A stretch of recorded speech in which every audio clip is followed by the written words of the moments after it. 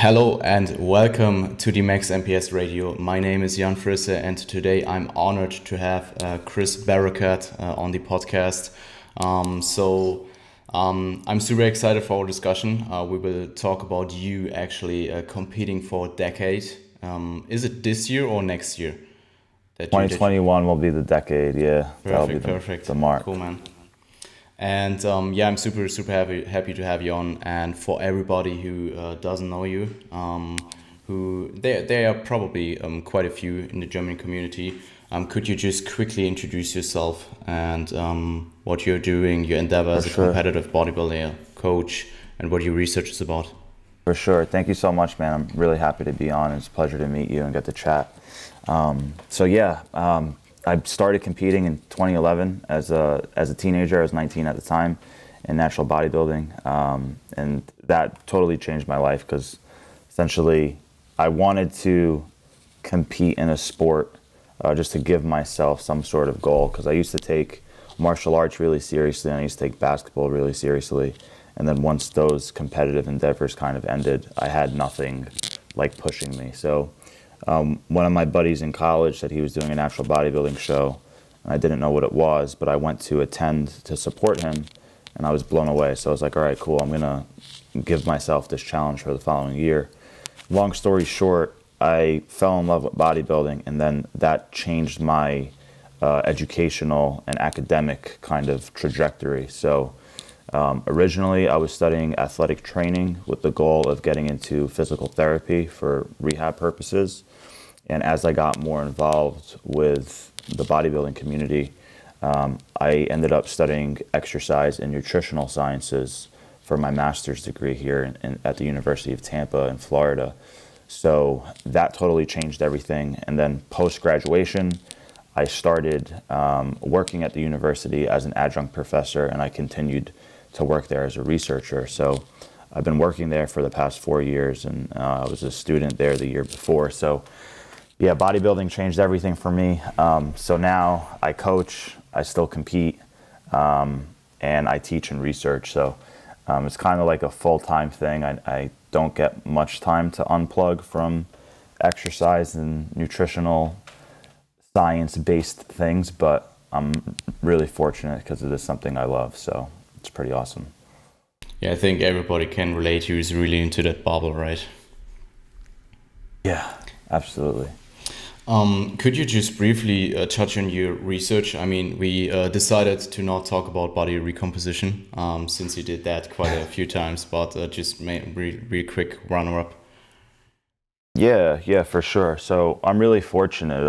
The lab that I work in, the Human Performance Lab at the University of Tampa, we study essentially bodybuilding, how to maximize muscle hypertrophy and strength with resistance exercise. So the senior of the lab is Dr. Eduardo de Souza. He's from Brazil. He's my mentor. And over the years, we've studied a lot of cool things. We studied things on auto-regulating exercise selection. We studied things on velocity-based training. We studied things on repetition tempo, intraset stretching, different volume periodization schemes. So I'm really fortunate that what we study and what we do there is literally directly related to getting jacked and getting shredded. Yeah, pretty cool. Yeah, and then most recently in September of this year, we just published our most recent paper on body recomposition. And I'm really grateful for that opportunity.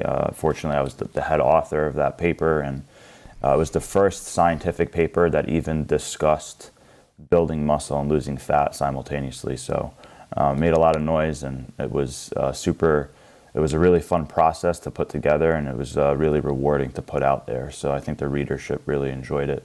And moving forward, man, we're still just investigating different resistance training methods to get as big as possible and different nutritional strategies. So right now, kind of have some case studies going on and some other small projects going on. But yeah, definitely stay tuned. A lot of research coming out of Tampa.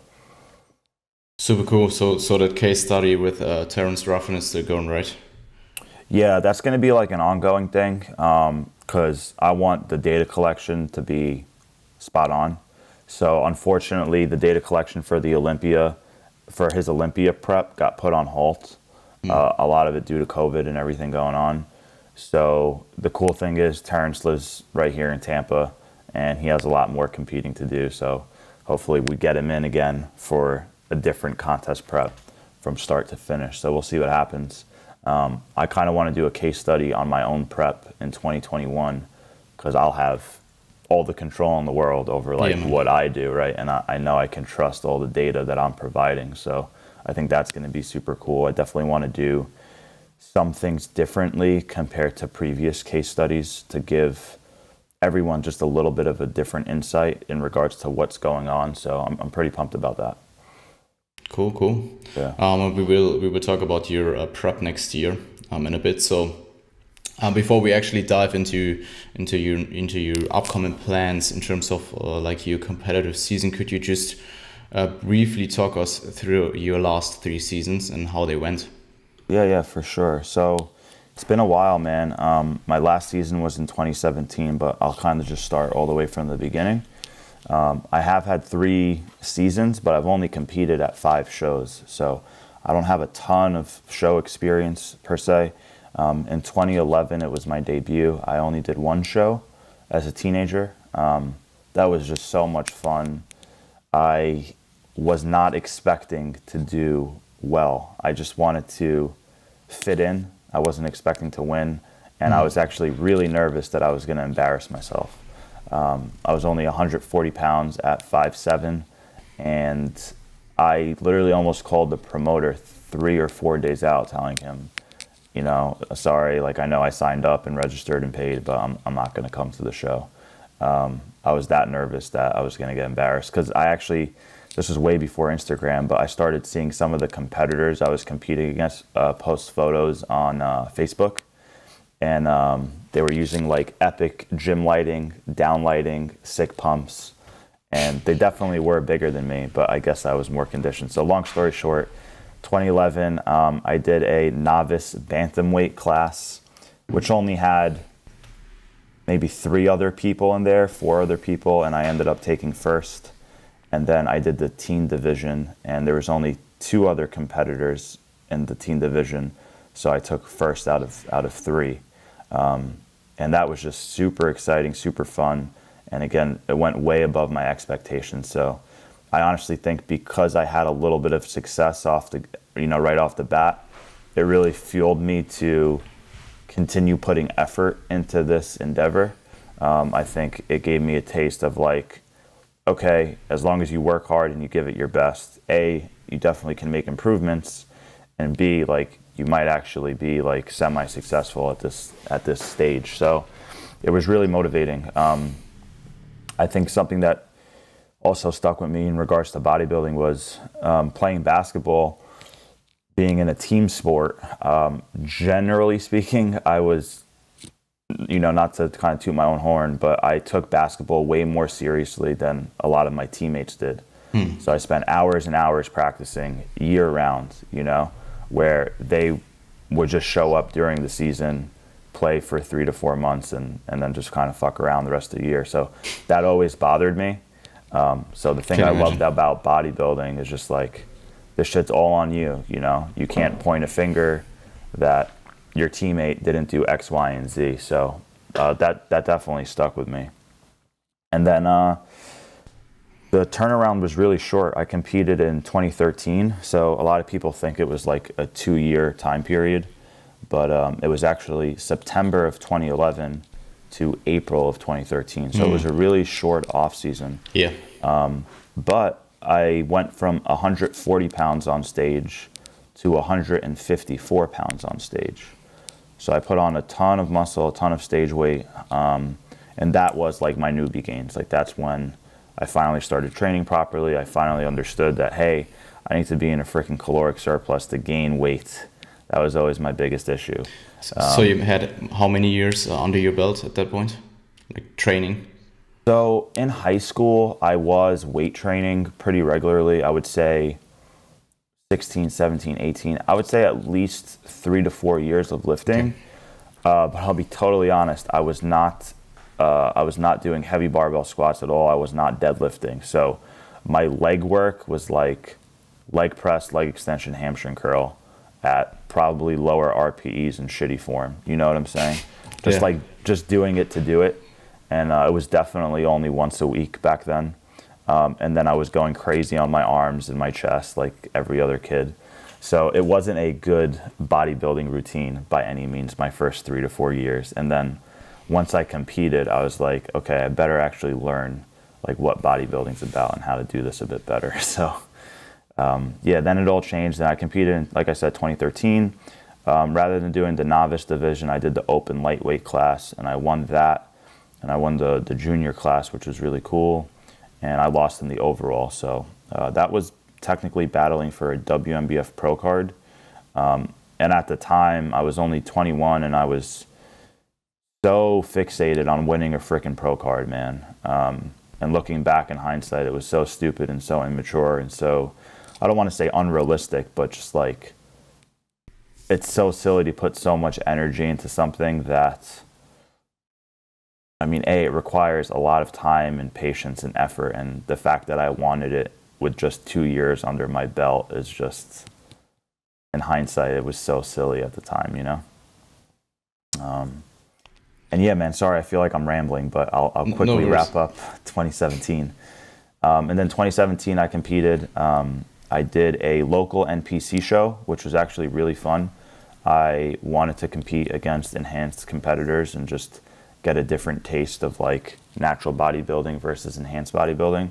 So cool. I did that as a warm-up show, and I actually did really well. I won the my height class for classic physique, and then I won my weight class for bodybuilding, and I was in the overall, which I was actually pretty pleased with how I looked against some of these, you know, heavyweight competitors and really big guys, because the conditioning was spot on. And then I took second place, unfortunately, at the Super Bowl of that season for me, which was the Hercules competition in New York.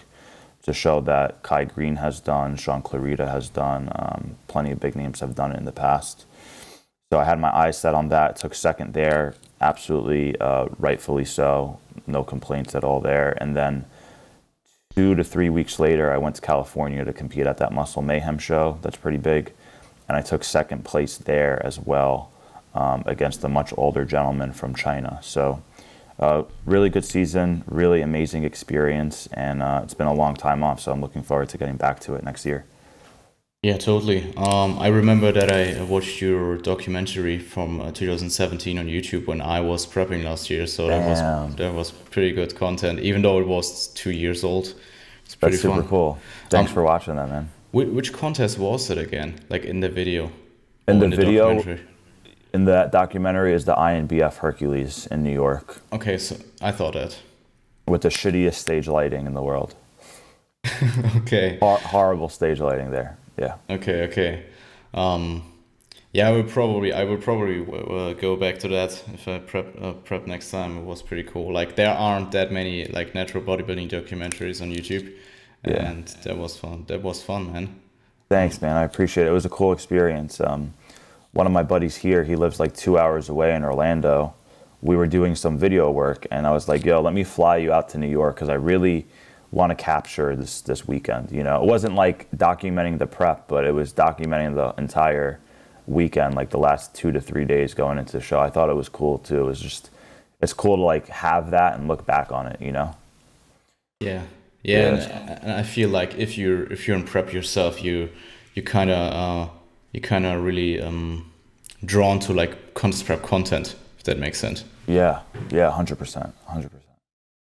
So with that, going forward, what are your next steps in your bodybuilding journey? So what is next year up to? Yeah, man. So God willing, shows actually happen and things get way better with COVID. Right now, the plan is to compete in September of 2021. There's a really good show in the New York area called the INBF Natural Mania, WMBF Pro Universe. So it's like an amateur pro show. They have both divisions. And that's a great show that I definitely want to do. I've had plenty of clients do it. I've had a couple clients turn pro there, and I've had a couple clients compete there as pros. So just a really great show, and that's essentially what my focus is on. I probably will do like one warm-up show here in Florida. Again, probably with the NPC, because I honestly enjoy competing against other people. And then I'm not sure what I'm going to do after the Natural Mania. If I do super well, maybe I'll do Worlds, WMBF Worlds in November. Cool. If not, to me, I don't care too much about competing against like as many people as possible or whatever it may be. It's not really about others. Like if I do this entire prep and I completely blow away my 2017 physique, I would want to step on stage, but I also would be happy with just saying like, okay, I'm significantly better than I was, and I could shut it down. So I could do like 1 to 2 shows and shut it down. I don't feel the need to do like 3, 4, 5, 6 shows, you know, so we'll see how it goes. So if you could go back, for example, your first season, wouldn't you do more shows in hindsight? In hindsight, my first season, I wouldn't. My second season, potentially. Interesting. Yeah, my first season, no. I like the fact that, like I said, I thought I was going to get crushed. I had a little bit of success, and like it just motivated me to get better. I think if I did another show, I probably would have got smashed, right? And then I would have been like, oh, this kind of sucks. Maybe I shouldn't be doing this. So I think it all worked out for the best. Yeah, that's me in 2019. I did 5 shows in my first season. I actually saw you at the Yorton Cup. I should have say hello. I was actually at the Yorton Cup. That's super cool, man. Yeah, I wish we met in person there. Yeah, did you? You had clients there, right? Yeah, just my buddy Siobhan, man. Siobhan Cunningham. So you're talking 2019, right? We're talking 2019. Yeah, that was super cool. So yeah, I'm super tight with Siobhan, and my boy Sam Okanola too. We're really tight. So they were there, and I drove up with Siobhan. That was a fun experience, man. Were you competing at the Yorton? I was competing, yeah. Oh wow. They only had like this one big amateur class. Yeah. I was a bantam for myself, so okay. I was there with people 20 kg over me, so it was definitely interesting. Wow, that's pretty cool. I probably saw you on stage then, but probably I would have loved to meet you there. I'm currently just like about 25 kgs heavier, so probably not a bantam anytime soon. That's what's up, man. That's what's up. How tall are you? I'm 175. Like that's 5'9", I think. Okay. Yeah. No way you're a bantam anymore, bro. Yeah. I don't ever want to be a bantam again. Yeah. Yeah, for sure. I tell myself I never want to be below 160 again. So, So yeah, super quick. 2011, I was 140. 2013, I was 154, and then 2017, I was 157, 156, with much better conditioning than my 154. But right now, I genuinely believe I will compete over 160, and I'm really excited about that. Yeah, and I mean, I have seen it plenty of times in like the last few years that people actually put on like solid pounds, like even though they were stage ready last time, they still put on pounds. And what I have seen over the last few years was that kind of like round that you can't put on that much muscle as an Eddie. And I've seen plenty of case studies where people actually put on like pretty solid amounts of LBS from season to season. Yeah, it's super frustrating when I hear that, man.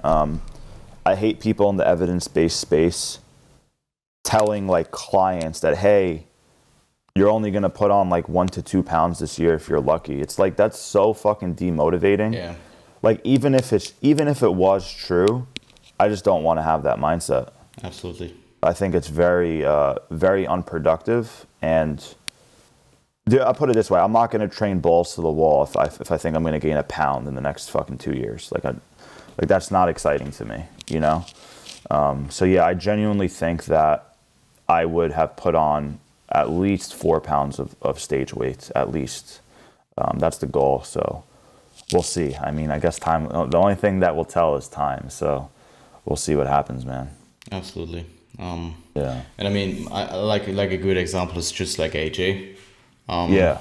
And I think he put on like 6 or 8 kgs, something like that, in 2 years on Yeah. season. Yeah. Yeah. And that's the thing. Like, he looked so much more mature this season. Absolutely. And he absolutely should put on like significant weight because he was still very young, right? So even though he had really good strength numbers, his previous prep in 2017, of course he has room to grow, and of course he has potential. You know, it's not like he's a 36-year-old man that's been lifting for 15, 20 years. You know what I'm saying? Yeah. So I think people take things out of context. Like, would I expect somebody like Jeff Alberts to put on 5 pounds of stage weight? No. Probably not. But, you know, people like you and I, or people that are way younger, that are so far away from like our furthest genetic potential, we should be fucking growing, man. So, yeah. Yeah. And just to touch on something real quick, I mean, muscle mass and lean body mass are different, especially when you're measuring them with certain tools. But something we see in the lab all the time, in 8 to 10 weeks of training, we have outliers that have gained 8 to 12 pounds of lean body mass in a very short time period. So it's something I've seen with hard, concrete, objective data, you know. So the fact that people say you can't do that over 12 months when I'm seeing it happen in 8 to 10 weeks is just ridiculous. Yeah, I mean, especially with the realm or in natural bodybuilding, that preps are generally just a little bit, not preps, like off season are generally a little bit longer. So you, at least in our bubble, see people do like 2 years off, 3 years off. Like Doc Miller, 5 years off, and he just came back like a freak. Who was that? Doc Miller. I just talked about Doc Miller. Oh, yeah. Yeah, Doc Miller with his 5-year off season. Yeah. I mean, obviously he's an outlier too, but like that was pretty cool to see. And absolutely. I mean, I for myself plan to do like 4 years off also, because I have a lot of clients competing in the upcoming next 2 years. And I want to put the focus on that one, on that bit. Yep. But I think in 4 years I can probably put on like 10 pounds or so. Yeah. No, I agree. Really cool. Yeah, I agree, man.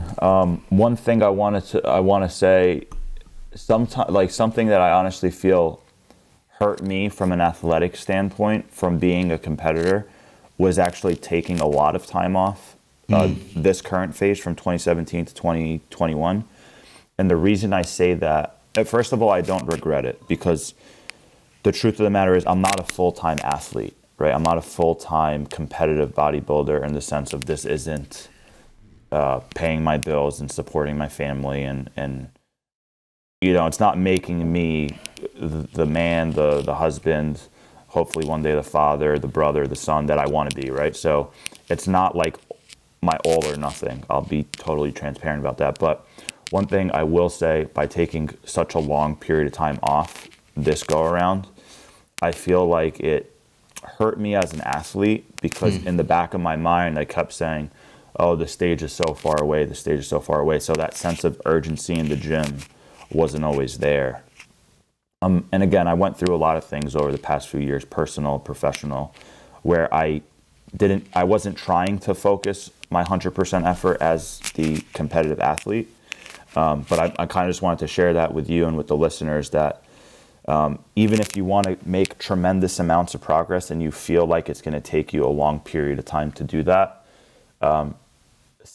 set certain timeline goals, even if it's not stepping on stage, that are going to keep you hungry and a bit more, have that sense of urgency a bit more. Because I'll be honest and say that there's plenty of phases since 2017 where I felt like I was just going through the motions and my foot wasn't on the pedal from a training perspective. So yeah, I just kind of wanted to share that with you. Sometimes you feel like, oh, the stage is so far away, you can take your foot off the gas. And even though you are going to make plenty of progress over that time span, it's not like you're maximizing your rate of progress. Yeah, good point. Yeah. I mean, I initially planned to do to compete again in 2022, but I just have too many clients in that year. I have over 10 clients in that year, and that's just, for me, I always put my coaching before my own athletic endeavor, and that's just the way it is. So I have to put myself in the back burner. That's excellent. That's honestly excellent, man. That's what I did in 2018, 2019. So kudos to you, man. Salute. Yeah, I mean, it's just my coaching goal is probably a little bit bigger than my own athletic endeavor goal. So Cool. I mean, to be honest, if like I don't know how it would be if like my genetics would be like way better, because I see a lot of great coaches do well in the athletic realm as well, but a lot of them, like even the high level coaches, aren't like the genetic outliers. Yeah. But nevertheless, I definitely want to do it again. No, that's awesome, man. Super fun. Yeah. And I mean, just from the perspective of doing a lot of shows, I just did it mainly because of the reason that I will not compete in the next 1 to 2 years, and now I have 5 shows under my belt. So, and I mean, I even did WNBA for Worlds. Oh, what, in 2019? Yeah. Oh man, so we should have met there. I didn't. I actually saw you at the Orton Cup, but Okay. I didn't. But I did not at Worlds. Man, I had a big team at Worlds. I had at least 5 competitors. Yeah, I had 5 to 6 competitors at Worlds that year. It was fun, man. Cool, man. That was a great year. Yeah, that's what's up. That's what's up. And you did the amateur bantamweight at Worlds? Yeah, I did. How many people were there in that class? Probably 10 or so. 8 to Okay. 10. 8 to 10, something Well, like that. you did a lot of traveling in 2019 I too, did, huh? did tons of traveling. Yeah. I actually I traveled back to Germany between the Jordan Cup and WMB Worlds, so it was a pretty crazy season. I had 4 shows back to back, like each weekend.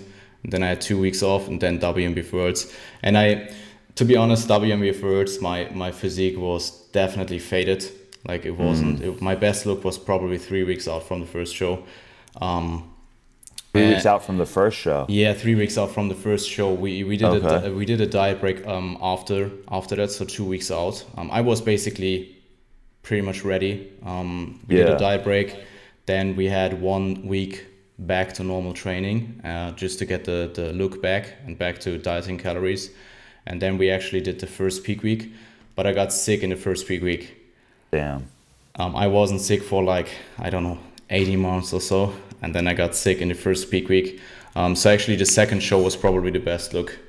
And then I qualified in the third show in WMF Germany for WMF Worlds. And I mean, I just decided to do Worlds because I qualified for it. And it was, Gotcha. and I did like 10-day post-show New York holiday. So that was pretty cool. That's as well. sick. That's cool, man. I'm on your Instagram now. I want to pull up a stage photo for sure. Yeah, just What show did you enjoy the most? probably the German nationals, because we only have like it's actually it's actually under the INBA, Yeah. and they are the biggest federation in Germany, and they have like a huge national show. We don't have qualifiers, so we have one big national show, and it's crazy big. Like we have, Damn. I think over. Am I just talking shit? I think 300 competitors or 200. I'm not sure. It's a That's lot. dope. A lot of competitors. This is you right here? Yeah, this is me. Yeah, This you have sick quad sweep. Thanks, man. Super sick quads. Yeah. Probably my strongest point. So if you scroll down further, there are probably a few stage shots, and Nice. Yeah, I'm looking at this one now. Yeah, that was actually a German show. That was also my best placing.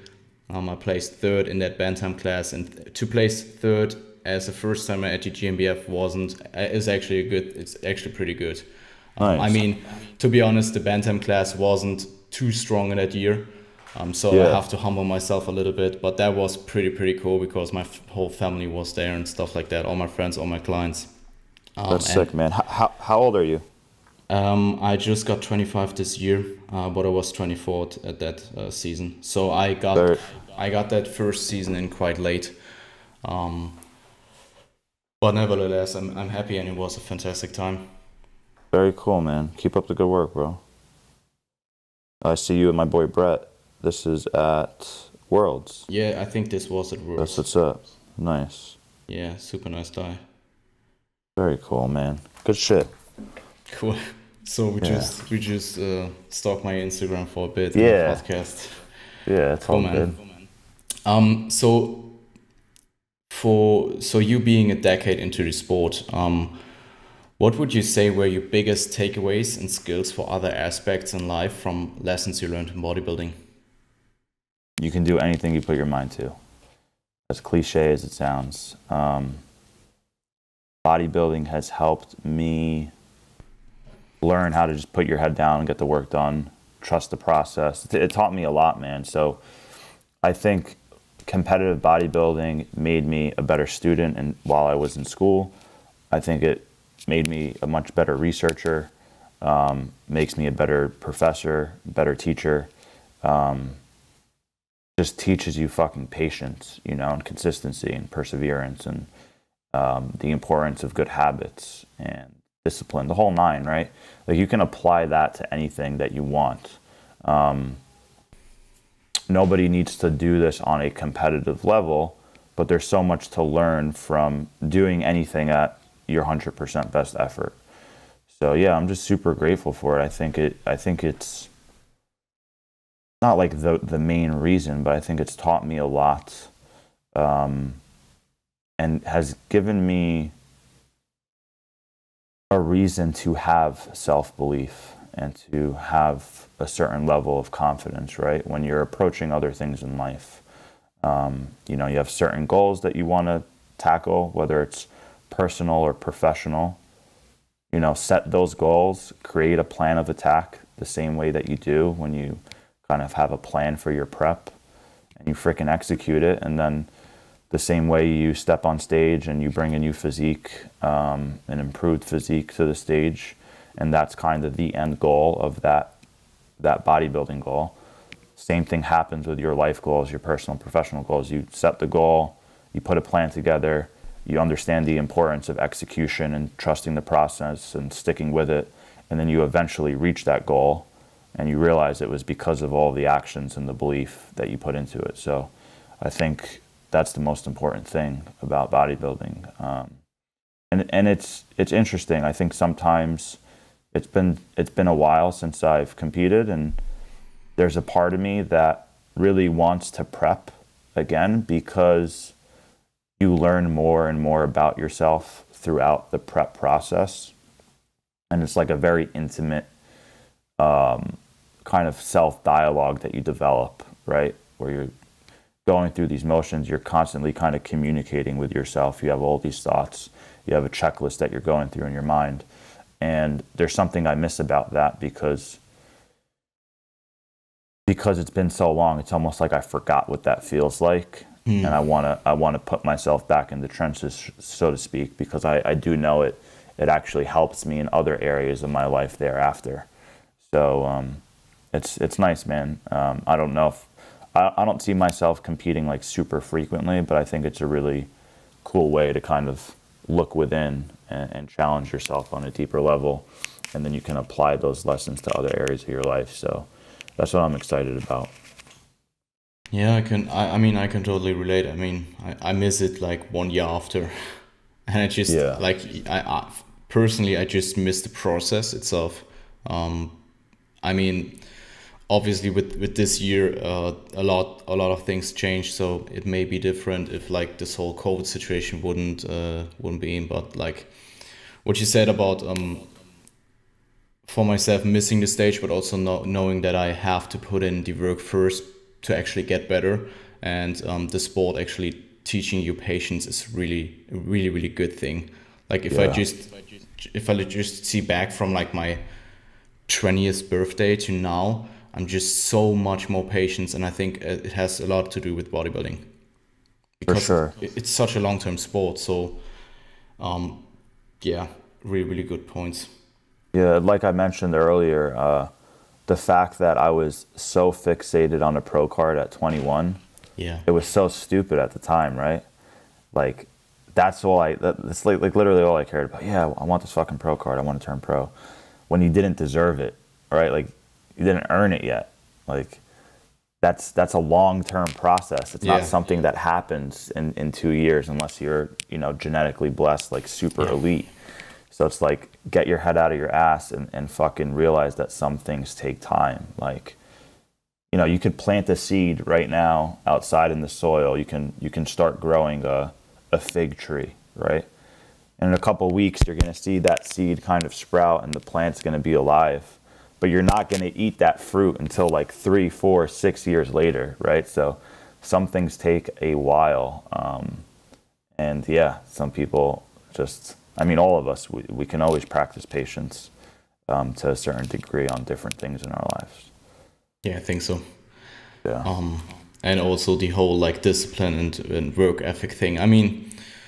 You see a lot of people talking about habits being more important than discipline, and I agree to a certain degree. But like, it still teaches you discipline to actually build those habits, and those will greatly transfer to other challenges in life. Yeah, absolutely. Absolutely. I think sticking to your habits is practicing discipline. Good point. So yeah, I think they go hand in hand for sure. And I definitely will say habits and discipline are more important than that acute spikes of motivation and inspiration that you get from time to time. Absolutely. Yeah. And did you? You probably had. You're 3 seasons in, so do you feel like the hardships and dark days that you potentially will have in prep will let challenges in life seem easier? Yes and no. So when I was younger, I would say, when I was 19 and 21, and maybe even 2017, I would say prep was so hard that it was like preparing me for life in some ways.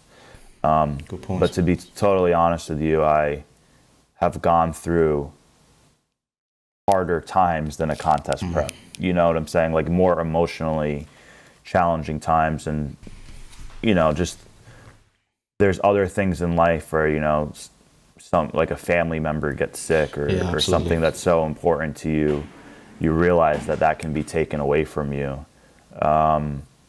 That's harder than any prep will be, right? But it definitely makes you stronger.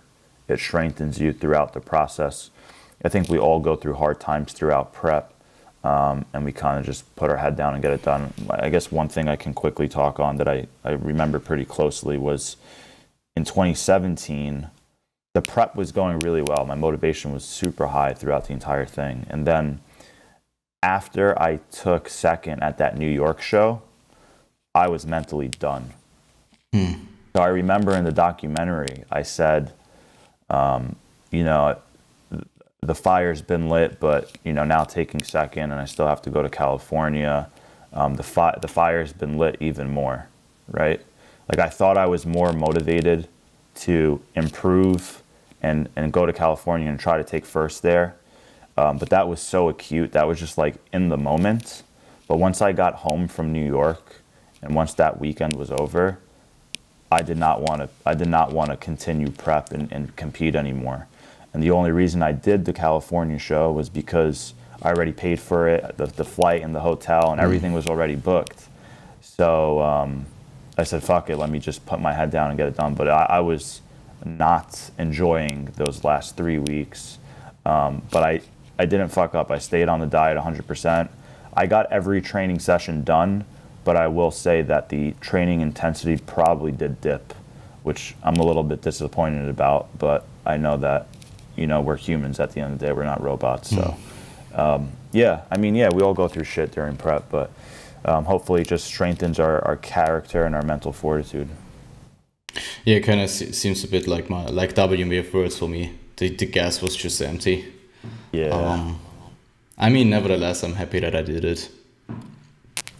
You know, another thing that you might have experienced, and another reason why the gas was empty for me, was because throughout your entire contest prep, or at least the majority of it, the large majority of it, you're getting leaner and leaner every week, and you're seeing new lines and new detail come through, and that motivates you when you take your progress photos and you see that, okay, I'm leaner this week than I was last week, and you just look in the mirror, you're like, oh, that's a new line, that's a new line.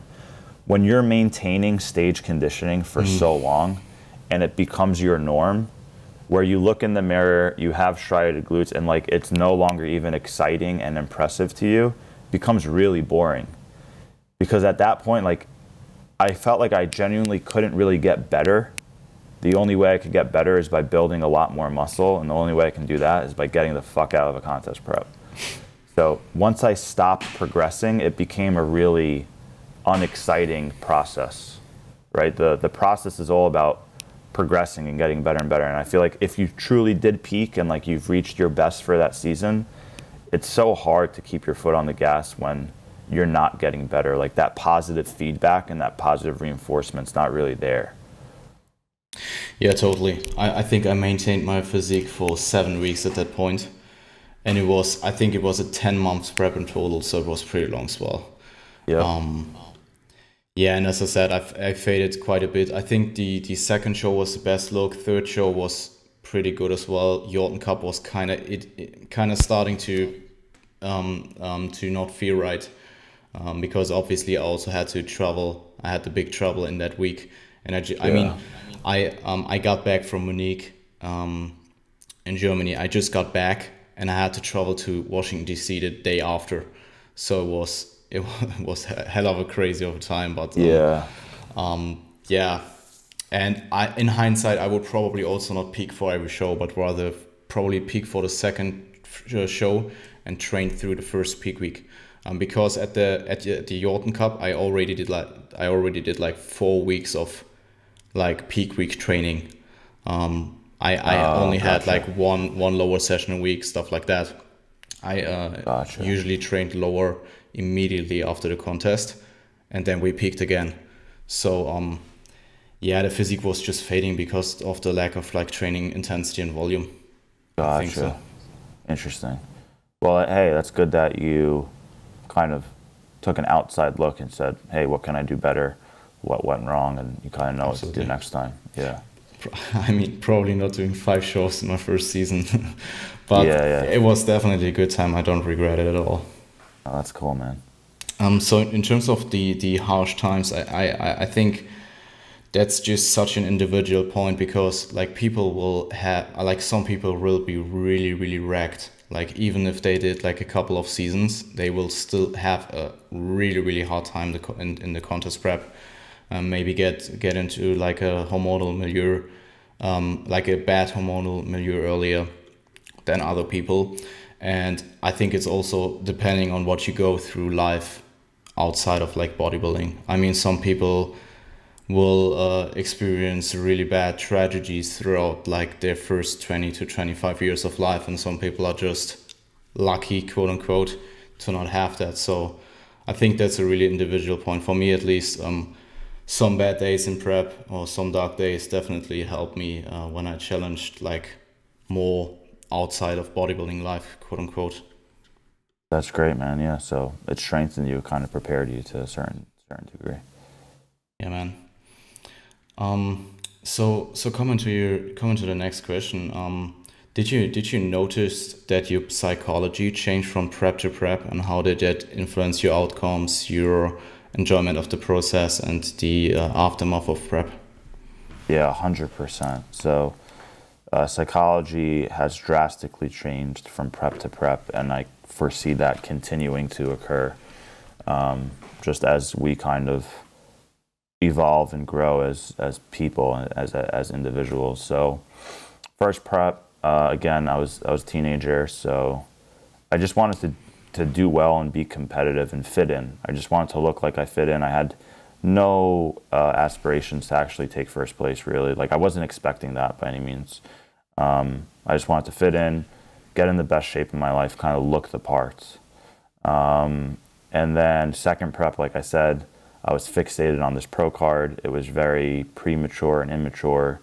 And I put so much time and energy and thought on that. I mean, it was good in the sense that it made me work my ass off. I feel like I did empty the tank and did everything I could, with what I had at that time. But it wasn't a mature mindset and psychology to have. And then 2017 was way better. I was definitely more mature. I was still very fixated on the pro card, but I think for better reasons and for the fact that I've been doing it for longer and I knew it was actually attainable. And there was a lot of psychological growth there. One thing I'll say is you and I were both stage lean. You said for 7 weeks for you. It was just about the same for me, around 7 weeks. And that psychologically fucks with you because that becomes your new norm and your new baseline.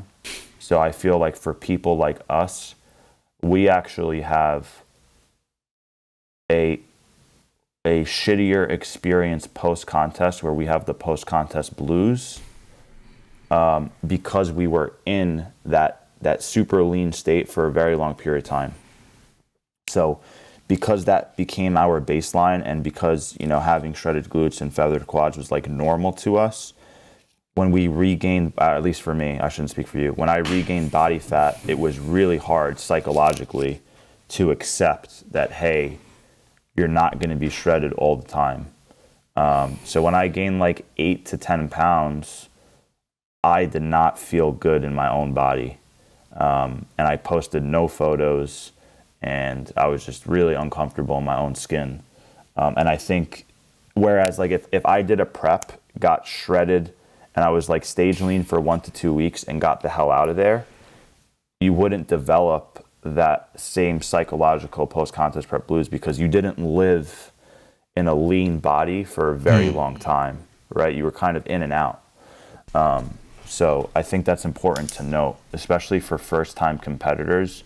I kind of recommend them get lean, experience a new level of shreds, and then get the fuck out of there because it's not good hormonally and physiologically, but it's really bad psychologically. And I think that's where people start developing these eating disorders and more extreme levels of body dysmorphia. Because I think a lot of us in the bodybuilding community have some sort of body dysmorphia, but it becomes exacerbated when you live in a very lean state for a longer period of time. And yeah, now going into 2021, the psychology is a bit different. It's kind of hard for me to speak on how because I'm kind of in it now. So I can't like look back in retrospect, but I'll say some of this is very personal, like for me. And then some of it is I want to almost prep for others to show people what you can achieve in a decade of natural bodybuilding. You know what I'm saying? Because I personally feel like I have very average genetics. Some people might disagree with me, but that's how I feel. And the thing I want to show is like, if you give yourself 10 years of training, well, more than that, but around 10 plus years of bodybuilding, you can achieve X, Y, or Z. So part of it is just because obviously I want to do it for myself, for my personal development, for my body development, whatever it may be. But another part of me is like, I do genuinely want to inspire others and teach others throughout the process and give them, pieces of educational content and just context that they can take for their own personal journey. So it's a little bit different. I think in the past it was like almost 100% about my personal goal, and now it's like partially my personal goal and like partially like helping others throughout my own prep. Yeah. Does that have something? Probably also has something to do with you being a coach and just leading by an example, if that makes sense. I mean, yeah.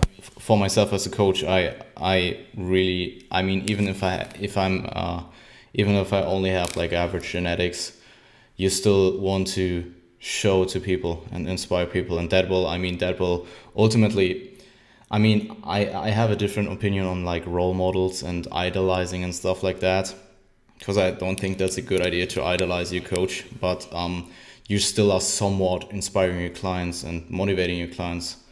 And I think for myself at least, it plays a big role in my athletic endeavor as well. Yeah, I agree. Like you said, just leading by example. It's not the fact like, oh, hey, look at my physique, like I look, this good or that good. Like, it's not about that, but it's more about like, hey, this is where I started. Yeah. I put my head down, I had a plan, I executed the plan, and I achieved this, and you can achieve it too. You know what I'm saying? Totally. So yeah, I totally agree with you, and I actually love the fact that you said you don't think that people should really have like role models or look up to people, and I totally fucking agree, because we're all human and we're all flawed to a certain extent. And when I was younger, I looked up to certain people throughout my life, and then when I got to know them as human beings, or I've met them in person or whatever, I realized like, oh, well, that person could actually be an asshole, or oh, that person actually has like some really bad traits that aren't role model-esque.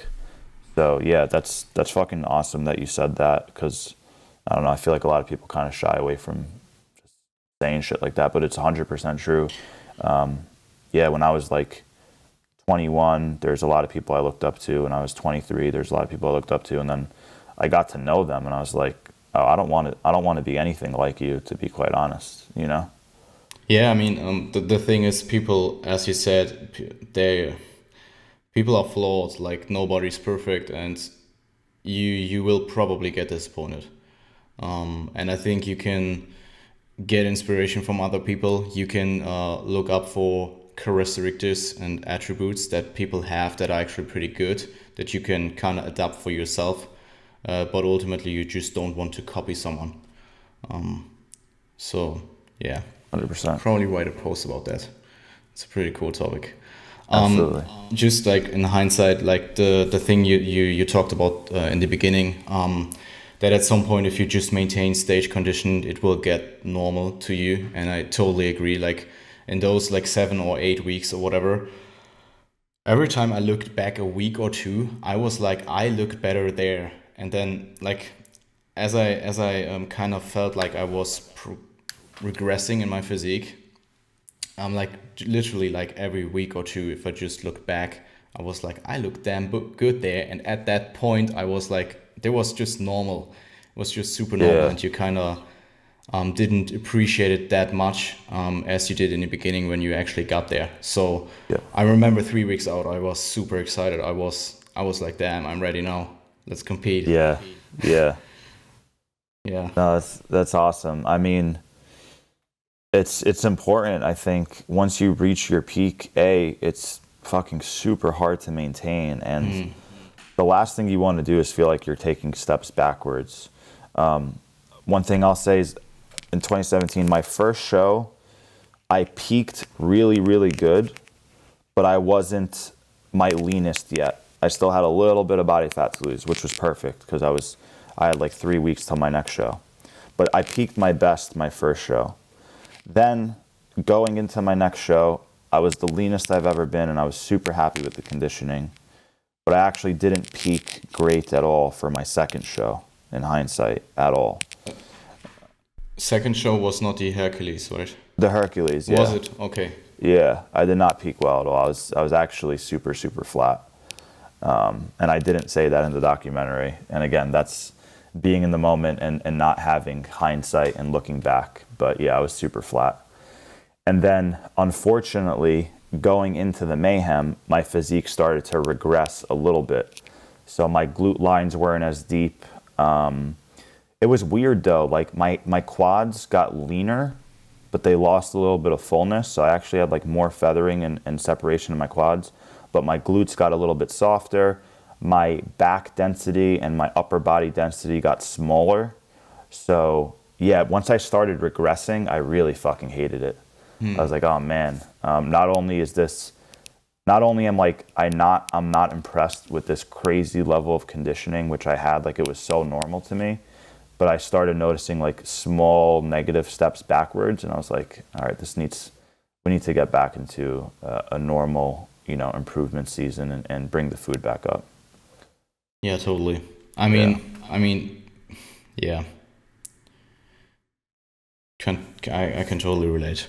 Yeah. Just for we have one questions left, but you set the Yeah. time for like an hour. Should we Yeah. do it or should we skip it? Yeah, no, let's do it, man. Thank you first and foremost. And My pleasure, bro. what do you plan to do differently this time, like in 2021, in terms of your mindset and overall methodologies you are going to use?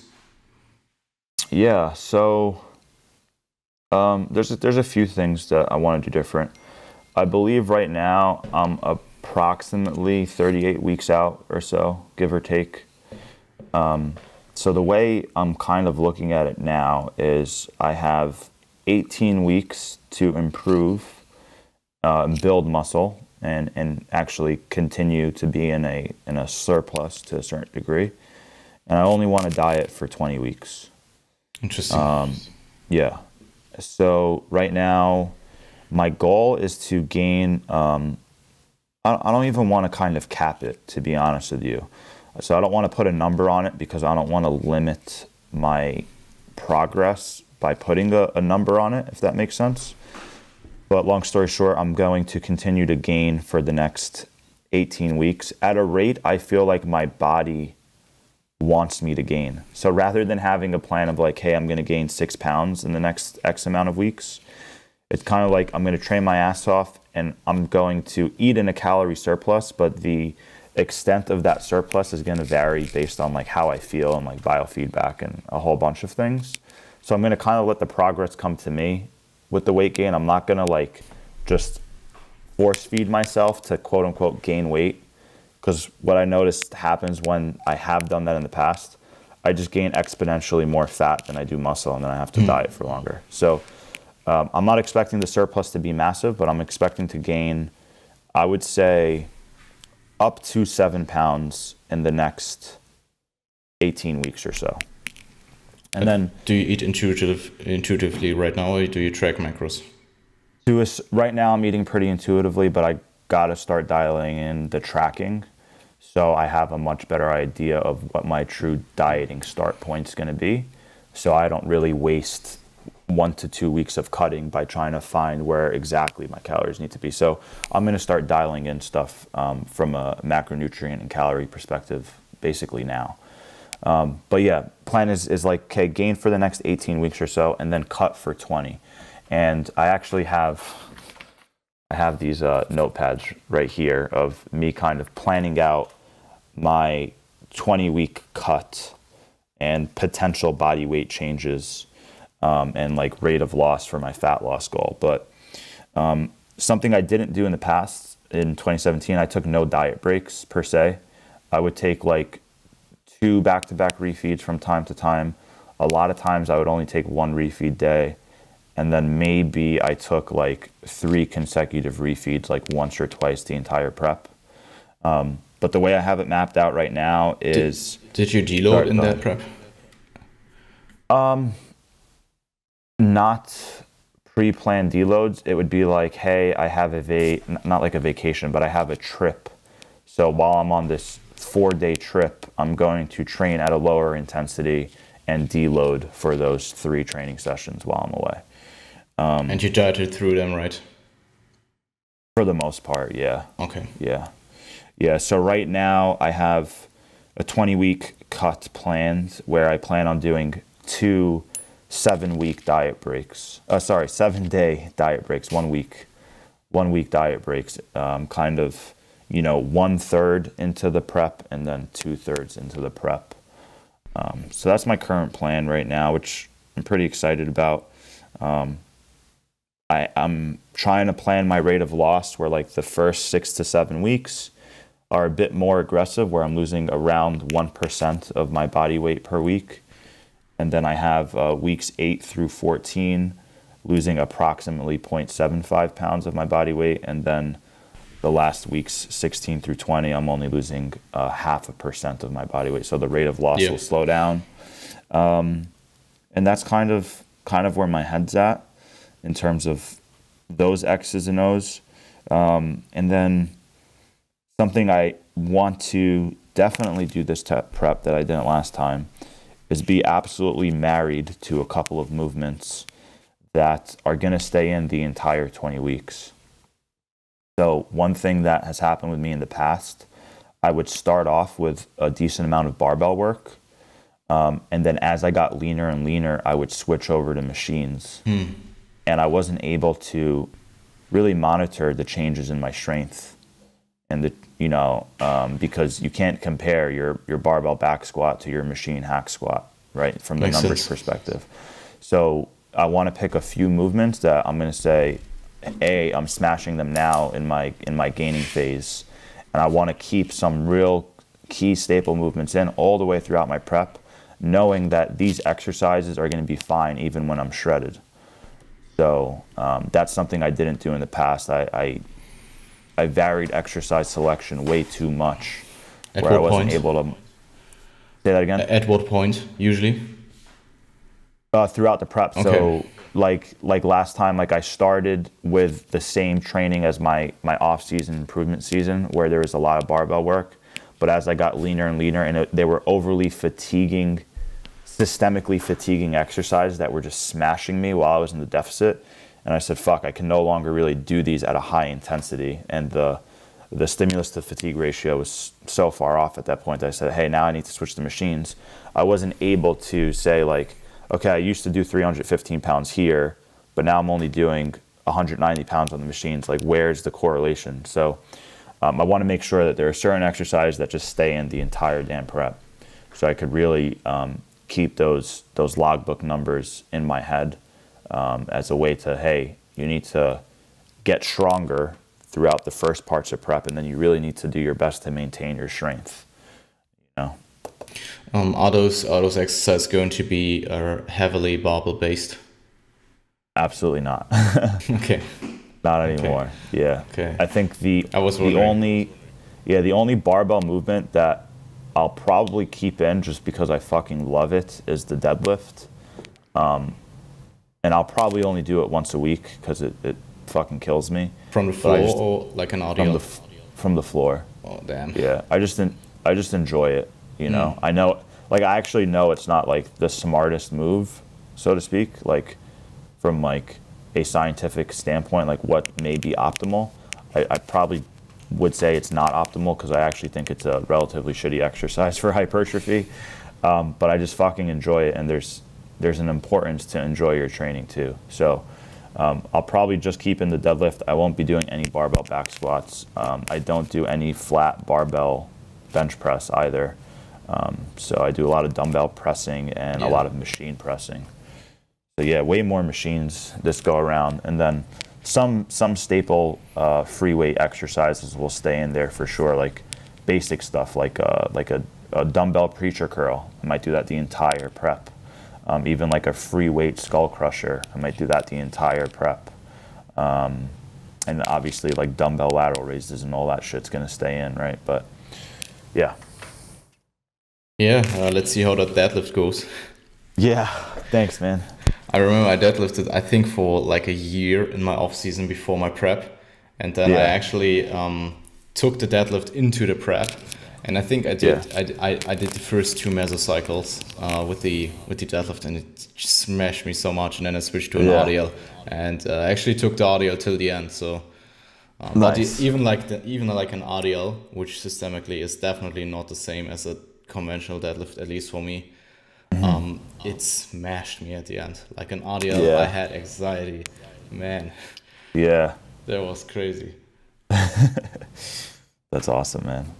So basically 20 weeks are a relatively short diet, at least if you look at that natural bodybuilding, evidence-based, whatever bubble. Sure. How much total pounds do you think you have to lose? I'm not sure how heavy you are right now. So right now I'm around 183 right now. on this paper that I have, I wrote that I'm going to be between 188, probably around 188 when I start, maybe 188, 190 at most. So I think I'm going to lose 28 to 30 pounds in 20 weeks. I'm hoping it's closer to 28 pounds in 20 weeks. Cool. I mean, that's definitely realistic. Yeah, and I would say those first 12 are a fucking breeze.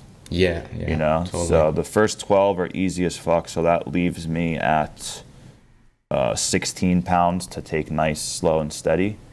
And I think that's pretty healthy. So I think I'll lose those first 12 pounds probably in the first 6 to 7 weeks. Yeah. You know, my rate of loss will be faster then.